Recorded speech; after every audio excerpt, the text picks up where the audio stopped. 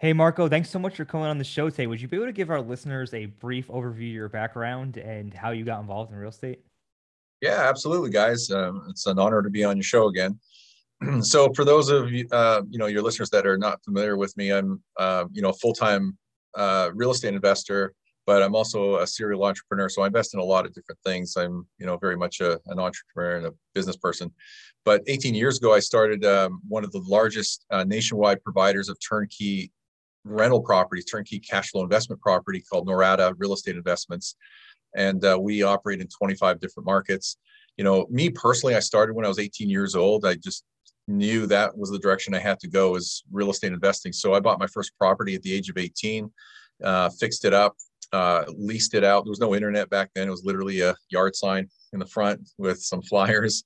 But it went well, and I made a lot of money on that first rental and started to build a portfolio, and then really pushed it hard in 2003, 2004. Acquiring dozens and dozens of units over the course of 9 months. Last but not least, I have a pretty popular real estate podcast, one of the most highly rated, actually, real estate podcasts called Passive Real Estate Investing. I love doing it. It's a weekly show, and we just help people invest in real estate as passively as they can, and then turn them over to guys like you to help them manage their accounting and finances. There's the plug. Yeah, for Thank you, sure. sir. Thank you helping us out. So you were last on our podcast, I believe, in 2017, right? It was episode 10. Were you on it? Is this your second or third time going on? I think this is the second, but 20. Second. Wow, that was a Okay. long time ago. 2017. I thought it was 2 years ago, but I just looked it Me up too. on our registry. But yeah, it's 2017. That was a long time ago. So tell us how your business has changed since 2017, and talk about how the market has changed, especially recently. Yeah, that's a brilliant question. There's been a lot of shift from 2017.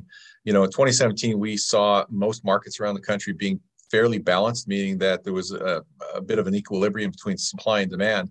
It wasn't hard to find inventory, especially what we call resale inventory, which is product that comes off the market, whether distressed sellers, distressed foreclosures, distressed inventory from REOs, like coming off the bank books, and refurbishing them into like new condition and then providing them to real estate investors. There wasn't a lot of new construction, but new construction was starting to come onto the scene as what they call build to rent, BTR. That was the landscape back in 2017, and markets like Dallas and San Antonio, even to a large degree Austin, were relatively affordable, still considered quote unquote cheap, compared to many other states and markets. But demand has always been strong, but continued to increase. And so what we've seen is that demand increase, lowering supply, and creating a dynamic where we're seeing property values go up and inventory drop. And so fast forward from 2017 to the last few years, we've seen a huge reduction in resale inventory, the distressed inventory that we've been selling for 18 years, to the point where it's very, very low. It makes up less than 20%, maybe even 10% of the inventory we sell today. And this is pretty much true across the country. It's not just what we're seeing, but there's been a huge explosion in new construction. And so today we have this interesting dynamic where we have strong demand, which is increasing, low supply, which is not keeping up, and property values going up, as you've seen, especially over the last 18 months. It's been pretty much explosive. Rental rates are increasing. Occupancy rates are at almost all-time highs, nearing 97, 98% occupancy across the board. It sounds like a problem, but it's a good problem if you're sitting on the right side of that equation. If you're a real estate investor and you've got a portfolio, you're doing really well. You're seeing equity growth, appreciation, rental rates increase. If you're someone who's trying to get into the real estate investing market, or you've started but you're trying to grow and expand a portfolio, it's been pretty tough. You're chasing after deals, and property values are going up what seems like month after month. So that's what's happening. How long do you foresee this going on? Is there going to be like an end in sight where eventually things are going to balance out and there's going to be more supply and less demand, or just equilibrium, or is it just going to continue to run this fundamental difference in balance, if you will?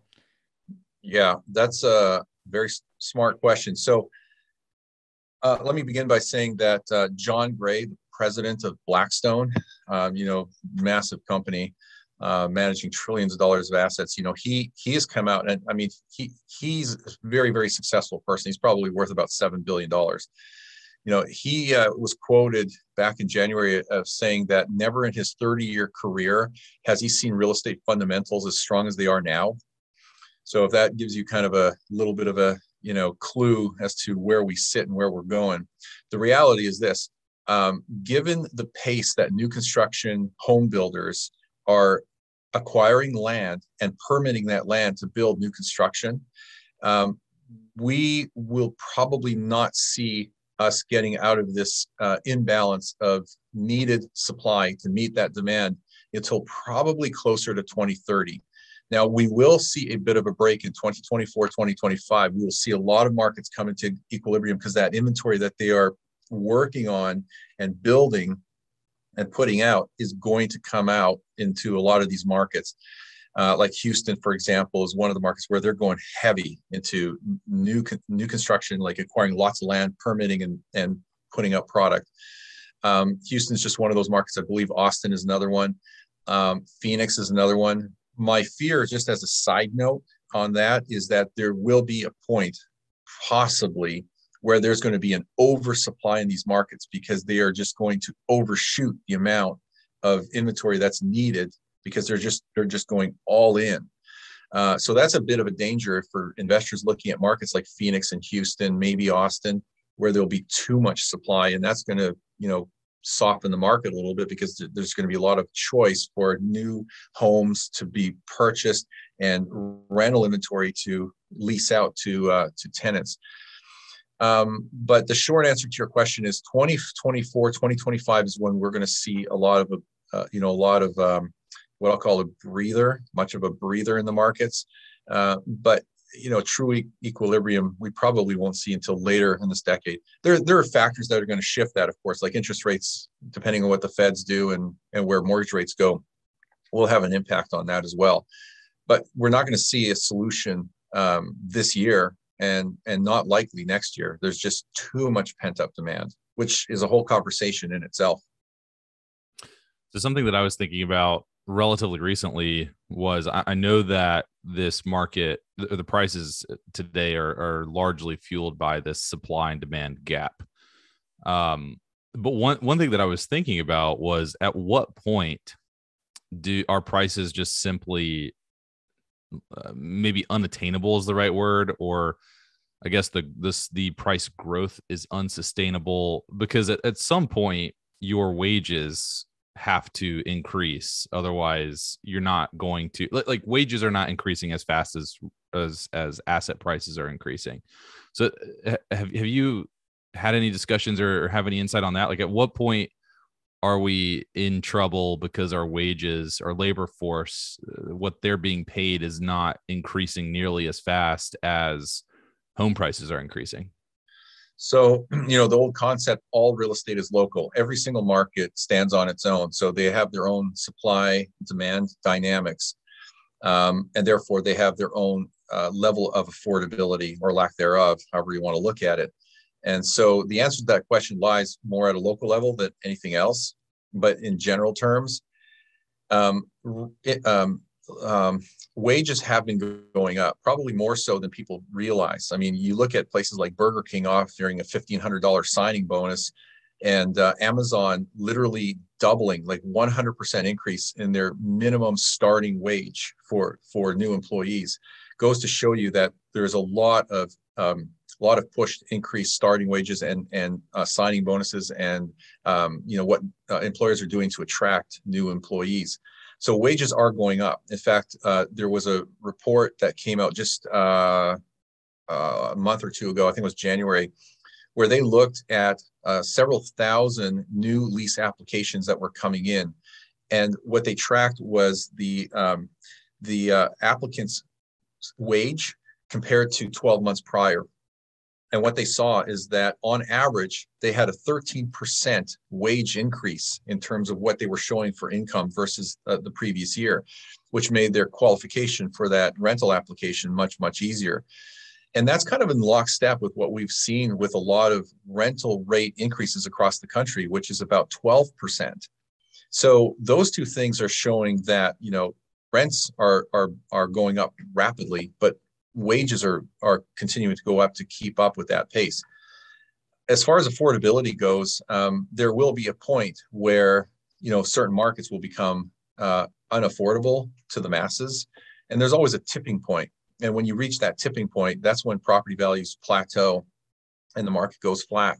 And if it becomes bad enough or the economy suffers, that's when you start to see property values drop. The tailwind that we have is the strong demand.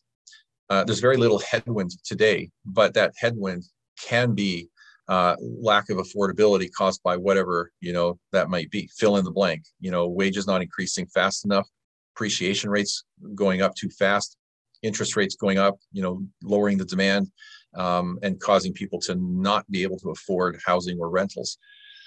So nobody really knows the answer to your question, to be honest. It is market specific.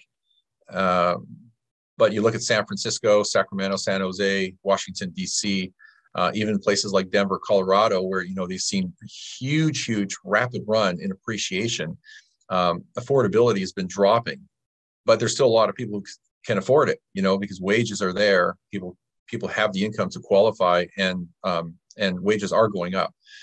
So it's kind of an interesting dynamic. It's kind of a tug of war that we're seeing between all these factors. So, we're going to see an impact if rates continue to go up and mortgage rates, follow. Got it. Yeah, that was a great explanation. So one other thing, or kind of switching gears a little bit along the same lines, but now let's talk about rents. So as a landlord myself, I've been enjoying the rent increases, right, across the board, the market increases. And, if you think that landlords should not be increasing rent, the reality is that if I can put I'm in business, right? Every landlord is in business. If I can put my rental unit up and somebody's willing to pay a higher value for it, then I'm going to go with that higher value 99 times out of 100. So rental prices have been going up across the board. I've been enjoying it because I've been increasing my rents and my debt payments are fixed, right? That's the beautiful thing about debt and inflationary environments. Debt payments are fixed. They don't increase as prices increase. So this is just additional profit that I can use for CapEx, repairs, whatever I need to use it for. So one thing that I was wondering about, though, is I understand the supply-demand gap with housing, buying housing, I guess. I don't quite understand it with the rental market. And I know that you're heavily involved in the rental market. So what is fueling the rent increases? Like, why are we seeing 10% annualized rent increases across the board? Yeah, very simple answer. It goes back to economics 101. It's supply and demand. There's just not enough supply out there in terms of rental units for the demand, the people that want to be in the rental space. So I'll kind of give you an idea of what's going on. I mean, we talk about supply and demand, but a lot of it has to do with demographics. We have a lot of people who are already in that space that need to rent units and are not finding much out there. Secondly, we have Gen Y. We've got 72 million people in Gen Y that were born between 1981 and 1996 that are going out and moving into the rental market, and also now at this point in time, looking for starter homes because they're between the ages of 26 and 41. So that's kind of a pig and a python. 72 million people coming into that market, looking for their own place to get out of, their bunking up with their friends or even maybe living at home. Behind them, we have Gen Z, the people born between 1997 and 2012. And so these people are now, ages 10 to 25. But that leading edge of it, the people who are 25, they're wanting to get out and rent, whether on their own or with a girlfriend or, friends, or maybe they're, newlyweds, at a very young age, but they want to get out and start renting as well. So again, another big pig in a python. There's 68 million of those people. So this is all putting upward pressure on the housing market and the rental market and what inventory may be out there. So demand is very, very strong. Now, if that wasn't bad enough, there's something that, we'll refer to as shadow demand. Now, if you look at the last 100 years, there was only one time in the past 100 years where young adults, people who are between the ages of 18 and 29, that are living at home, typically with their parents, but those that are between 18 and 29, the highest point in the last 100 years was after World War II in the 1940s, where it reached a peak of 48%. That's a lot of young adults living at home that ultimately worked their way into the housing market. And you can see what happened after that. There was the massive housing boom. Well, history kind of tends to repeat itself. So we now, as of the last year or two, this decade, we've reached an all-time high of 52%. So this is post-financial crisis, of course. But we now have 52% of young adults 18 to 29 living at home or in a situation where they are pent up and looking to come out into the housing market. So we call that shadow demand. These are people who need to come out eventually, and they're going to put more pressure on the housing market in terms of sales and rentals. So these are the things we need to look at: demographics and just people who are need or want to rent, need or want to buy. They're coming out faster than we can provide supply. And the supply side of the equation is this: we need about approximately 1.5 million housing units per year to keep up with organic growth, like the demand that we have right now. It's more like 1.57. And that number has actually jumped up. It was about 1.37 million about 5-6 years ago. So demand is not going away. Supply is trying to keep up. And this is why we have this interesting dynamic of, strong price growth, rental growth, and the challenges of finding rental property or rental units, housing units to rent. So that's a long answer to your question, but that's what's happening. Yeah, basically what I heard here is that real estate's probably for the foreseeable future a solid investment, and if you already own real estate, you're in a good position because it's probably going to appreciate just based on the strong fundamentals of the current economic environment, which is amazing. Yeah. Yeah, I mean, if I knew what I know today, or even over the last 12, 24 months, I probably would have doubled down on real estate, back in 2016, 2017. And really, if I knew what was going to happen over the last 10 years, in 2012, when we reached the bottom of the last housing cycle, housing market cycle, that would have been the most opportune time to buy is 2012, because that was essentially the bottom of the housing market cycle in most housing markets. I would have doubled down back then. I would have quadrupled down. I would have gone all in, actually. So we all I wish I did. I guess a quick question. It would be like, say you are looking to just get started today, or maybe you do have a handful of rentals. Would you say that? Now, obviously, it's not financial advice or anything like that, but would you say someone should feel comfortable in general buying a piece of real estate today with the prospects of it going up in value over the next few years? Well, yes, based on what I just said, I don't see any reason why you would look at anything else. And I'm excluding cryptocurrency in this conversation, just because, there's a conversation there about the pros and cons of that and compared to any other asset class. But if you look at anything that you would consider traditional or alternative investments, real estate, in my opinion, is by far the best. Why? Because it's a hard asset. It's not going anywhere. It's one of the most tax, if not the most tax favored asset classes out there. It generates income. It's leverageable. You can put as little as 20% down. It generates equity. Therefore, it increases your net worth in one of two ways. You have equity growth through the amortization of the loan. You have equity growth through the appreciation of that asset, which is really just trying to keep up with inflation. It's not that it's a magical investment class. It's just well suited to be an inflation hedge, because what is it made out of? You've got a hunk of dirt, and what are you putting on top of it? Bricks, concrete, copper, and whatever else. They're commodities, and commodities are going to keep up with inflation. And we are in a very strong inflationary environment. So real estate is certainly an ideal investment class. So yeah, I'm very bullish on real estate because of that. Mortgage rates are still at historically low levels, even though they've gone up a little bit, and it probably will go up a little bit more, like I would think in quarter point increments. But still, I mean, look, zoom out. When in doubt, zoom out. Look at this from a big picture perspective. There was a long time when we were above 7% mortgage rates, and people kept refinancing as we kept inching down. From 9 to 7 to 6 to 5, and we're still in the upper 3, lower 4% mortgage rate range right now. So credit is cheap, credit is available, and it just makes the investment very, very strong.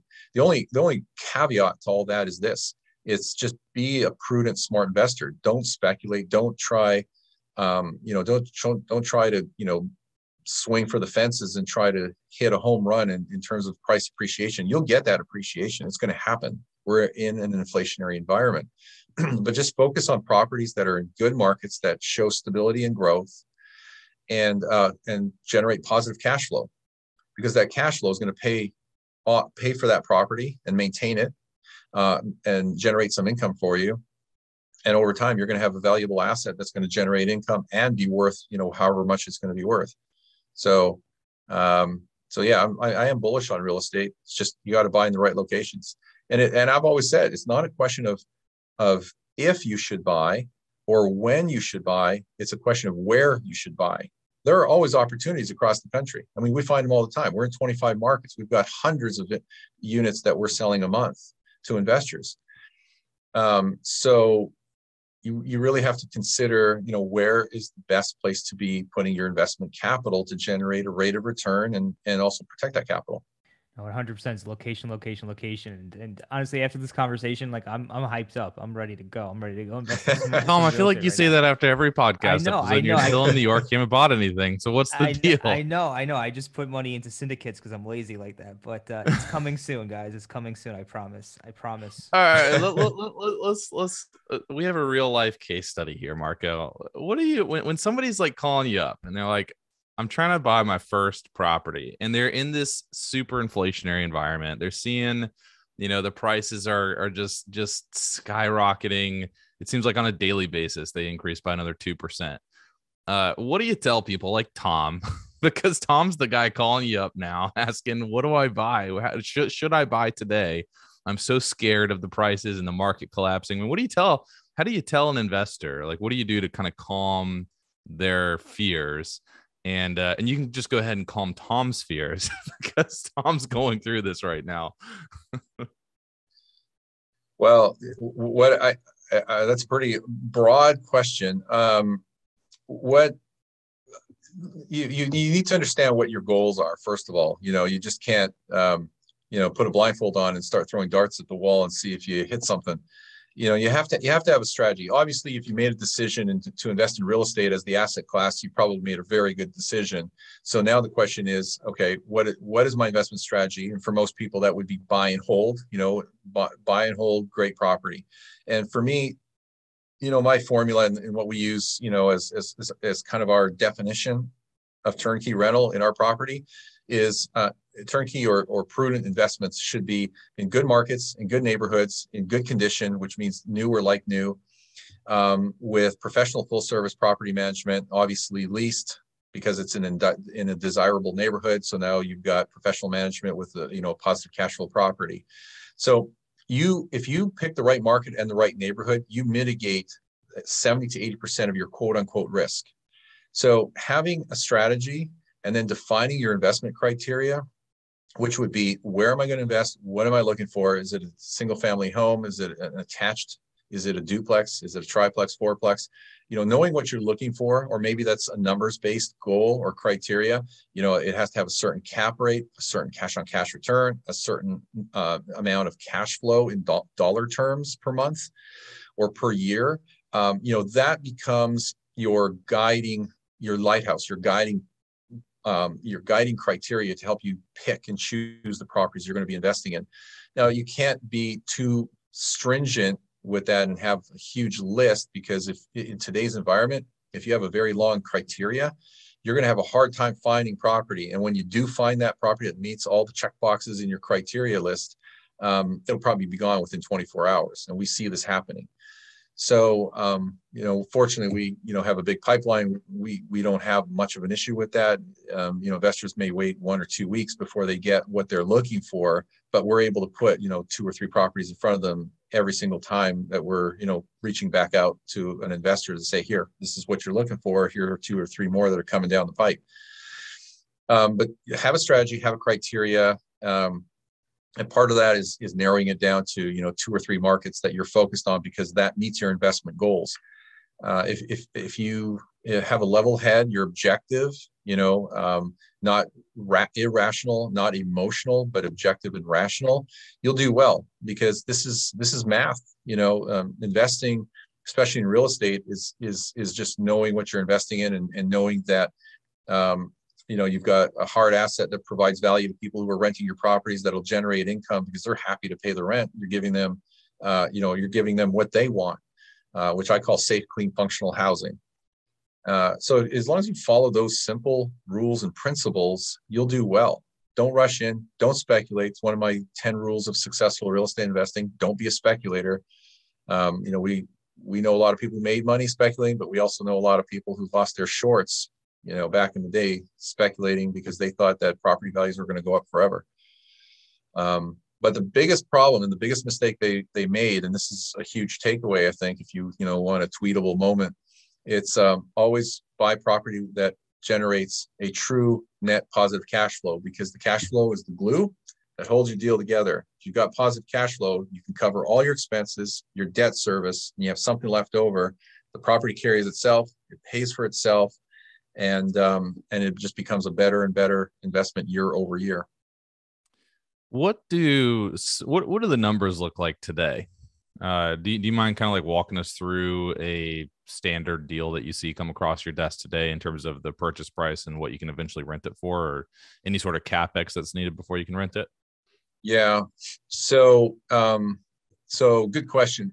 It's hard to compare what you're looking at today versus, let's say, 3 years ago versus 6 years ago, because the landscape has certainly changed. You can adjust for that in 2 ways: obviously the market and the neighborhood. And I don't suggest investors take on undue risk by lowering the grade of the neighborhood they want to be in order to get those higher cap rates or cash on cash returns. You can do that. They certainly look better on paper, but I think it's taking on a little higher risk being in less desirable neighborhoods. But the cap rates and cash on cash returns today in general, again, everything is very market specific, but they're not what they used to be 3-4 years ago. They've dropped, but there are still a lot of opportunities out there to get positive cash flow. So, to be a little more specific to your question, Brandon, you have to put a little context in my answer here. Properties across all the markets and areas that we are involved in will range from 80 to 100,000 on the low end for a 3-bedroom home, all the way up to about 350,000, or maybe a little more in single family, like 3 and 4 bedroom homes that are single family new construction in certain areas. They will all generate positive cash flow. The new construction, though, as a kind of a side note, generally don't look as sexy on paper initially, because the numbers just don't pan out as well. So what some investors do, what a lot of investors do, is they compare that same higher priced property, which is typically new construction, one of 2 ways: with vacancy, a vacancy allowance, and a maintenance and repair budgeted in, which typically gives you like almost no cash flow, sometimes a small negative cash flow.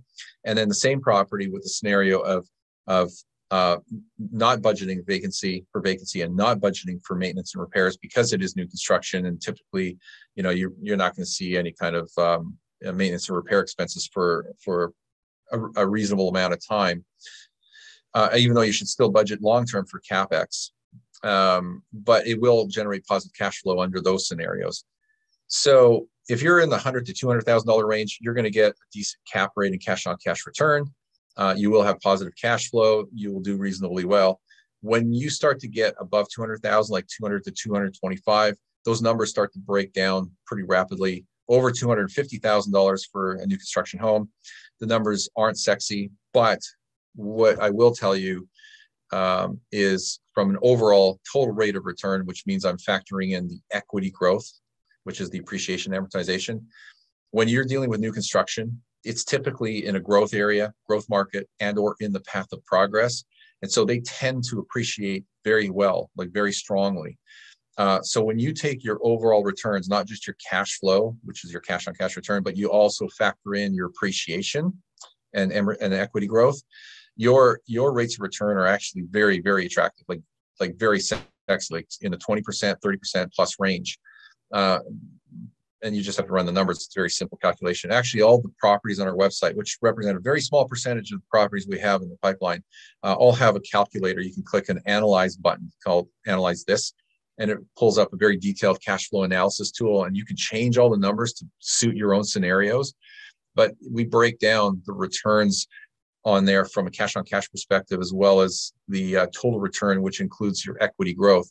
And people will see that, wow, this property I just bought this first year is not giving me a whole heck of a lot of cash flow. It's not very exciting. It's only generating $150 a month net, which on a cash on cash return basis is not super high. But when they look at the, what's happening in terms of equity growth and appreciation, it's like, holy man, that is a solid investment. Now, granted, unrealized gains, but they're still gains. That you can down the road tap into. You could use that equity to, further leverage and accelerate the speed that you grow your portfolio, because you could buy more property tapping into that equity. So kind of a non-answer to your question, but it's hard to give exact numbers because it's really so dependent on market, neighborhood, the type of property. Is it new construction? Is it newly refurbished? Those are all factors that play in. But we put about 5 to 10, maybe 10% of the properties in our pipeline on our website, and you can just play around with that and just see what is out there. Yeah, that brings up a good question. I know you've alluded to it. So your company Norada helps real estate investors buy turnkey properties. Is that accurate? Yeah, that's exactly what we've been doing for 18 years. We provide a complete turnkey solution. So it's not just the properties. We provide the financing, the property management, the title company, the CPAs and accountants that you need, which, you're on our referral list, asset protection attorneys, title companies, like everything. We're like the hub of a wheel, and anything and everything an investor would need is on one of those spokes. So they come through our referral network and or through us. I'm actually going to have to check this out myself, I think, soon. So thank you for that. If our listeners did want to, learn more about you, your company, and how you might be able to help them, get into a property, what would be the best way for them to do so? Yeah, the best way is just go to one of our two websites. The main is Norada, realestate.com, Norada, Norada, however you want to pronounce it. There's tons of information on there, a lot of content, we do about at least 2 market spotlights every week. So it's a very, very detailed article on whether it's Salt Lake City or Cape Coral, Florida, or, Houston, Texas. So there's tons of great content, but on there you can request a free strategy session with our team of investment counselors. And that's really the great starting point. So there's tons of free content, information, downloadable guides. But, for those people who have questions or want to take the next step, they can just have a conversation with my team. So that's the best place to start. All right, awesome. Well, we're going to go ahead and drop that into the show notes below for anybody who is listening and wants to check that out. Marco, I want to thank you again for coming on the podcast and sharing your insights on the market. I know everybody is always interested to see what's how the market's faring and what's coming up. So thanks again. Thanks, Tom. Thanks, Brandon. You guys are awesome. Keep up the good work. Thank you.